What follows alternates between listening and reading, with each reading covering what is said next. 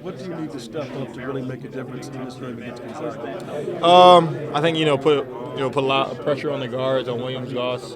Don't let him play one side of the ball.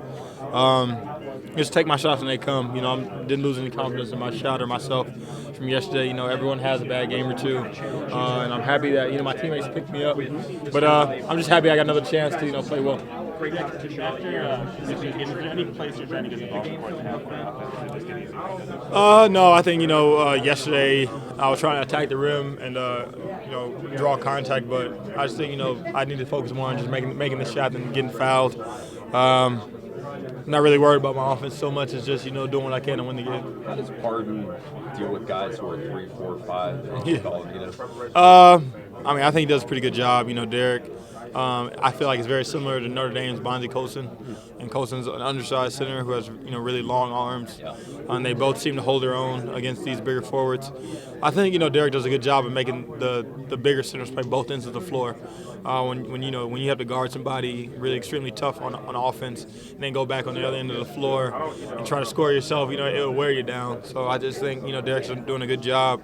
The only thing that'll be a little tricky is going from a pick and pop center to a traditional center in Karnowski that's going to post up right under the rim. You guys going to help him out? Yeah. How hard has it been to come down off that high of winning your first ever tournament game to get ready for the #1 seed in the region? I think that was, all about yesterday. Coach let us, have our time to celebrate and, talk to everyone about, yesterday's game. But, today is a different day and that's in the past. So, he's told us that we have to move on and get ready for the next one. Just heading into the tournament, you guys were really relying on Coach's experience, but how much even more so now with the quick turnaround and knowing how to handle preparation that fast?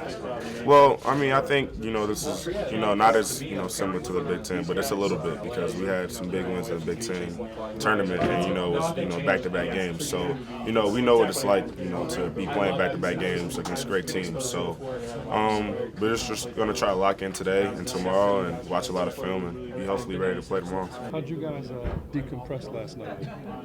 When we got back to the hotel from the game, we had a nice reception, really nice reception. All the fans were there, so got to celebrate that a little bit. But after that, went to the film room, we got a nice meal, and turned our focus towards the next game. So it's been all business. Yep. Getting ready.